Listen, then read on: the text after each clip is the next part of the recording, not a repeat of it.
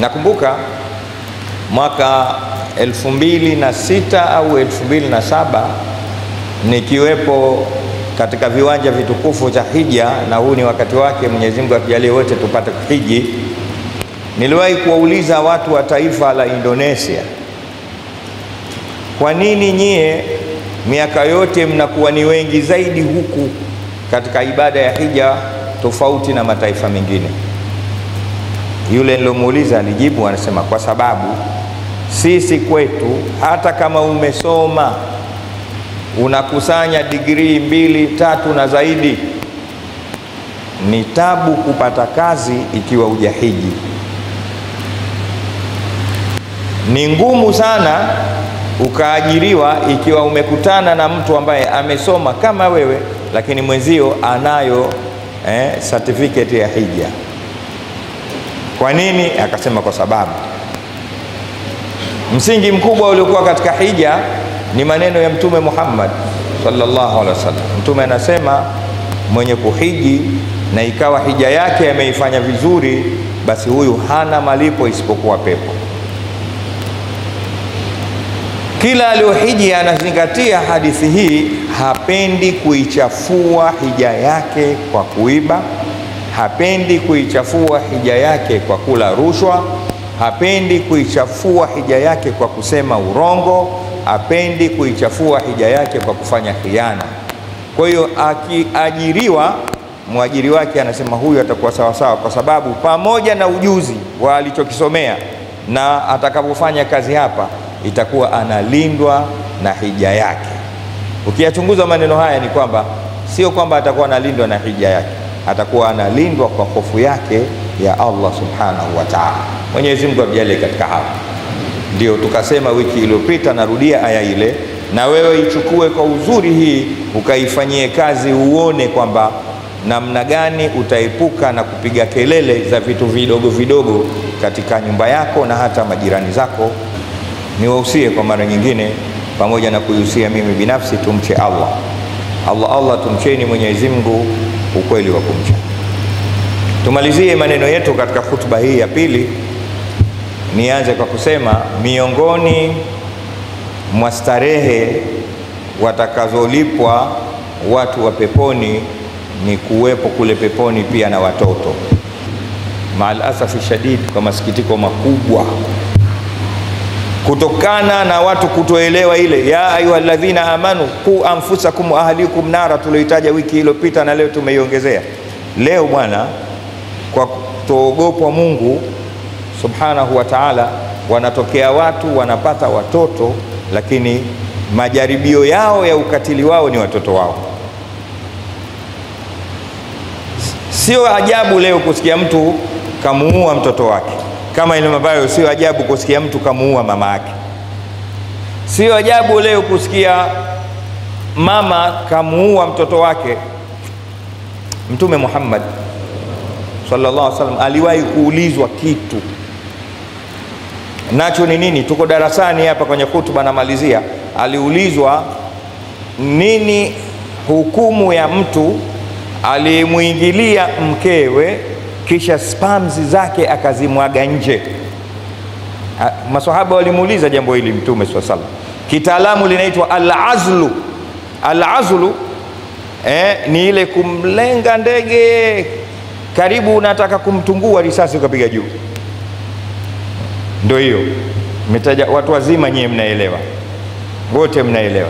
Hii kwa Mungu ikoje?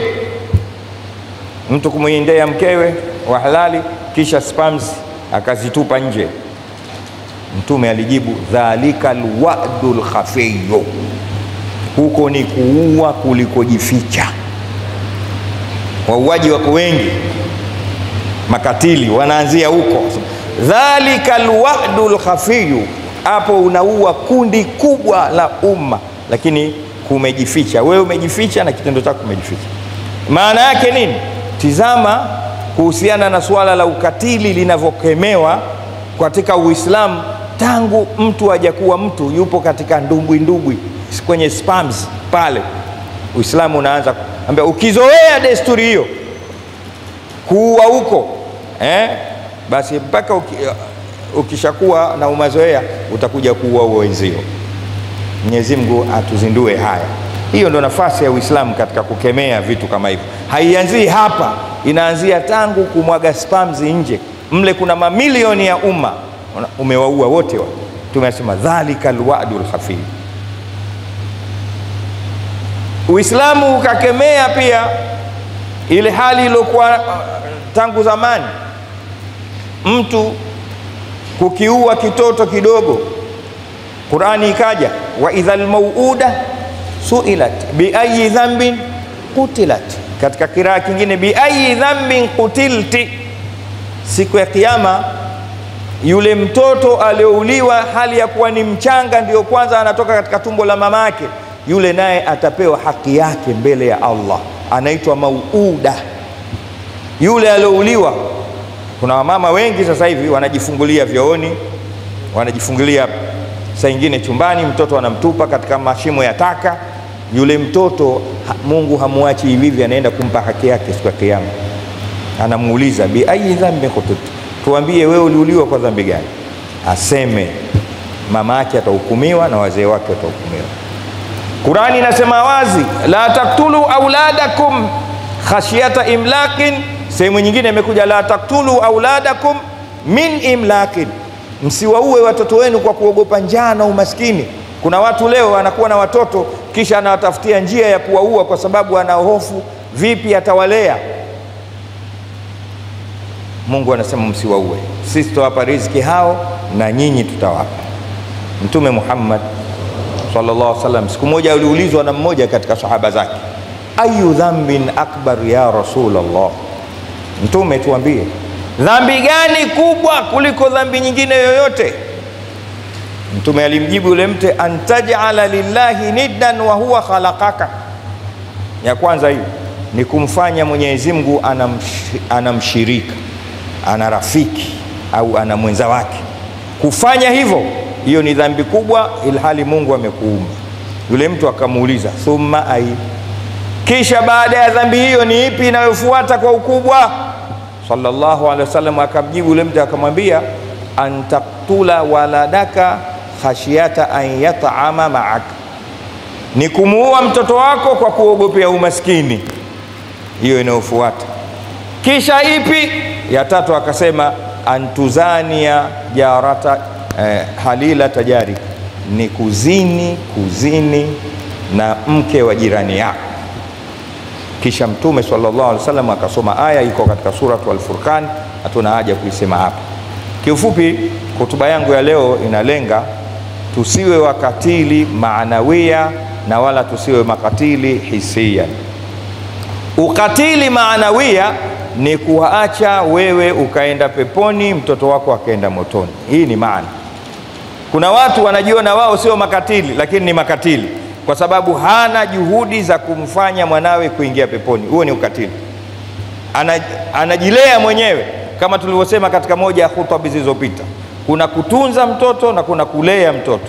Kumtunza, wengi tunatunza watoto wetu, tunawavisha, tunawalisha, tunawapeleka mashule, tunawatafutia kila kitu, lakini hatuwalei kwa sababu hatuwaambii Mungu wao ni nani na Mungu anataka nini. Huku ni kutunza. Kulea ni kuhakikisha mtoto wako anamjua Mungu wake hali ya kuwa bado uko naye wewe. Hata ukifa, wa kwanza ni Mungu, wa pili ni wewe. Mwenyezi Mungu atujalie katika hao. Alafu kuna kuua au ukatili wa hisia na waziwazi, ni kama huo tunaoshuhudia hivi sasa kila siku, watu kuuana wao kwa wao, ukatili wa jinsia kwa wanawake, ukatili wa watoto wadogo. Huu ukatili unakuja nafasi ya hisia kwa sababu tushatanguliza ule ukatili wa kimaana, hatukuwapeleka watoto wetu katika maeneo ambayo watamjua Mwenyezi Mungu.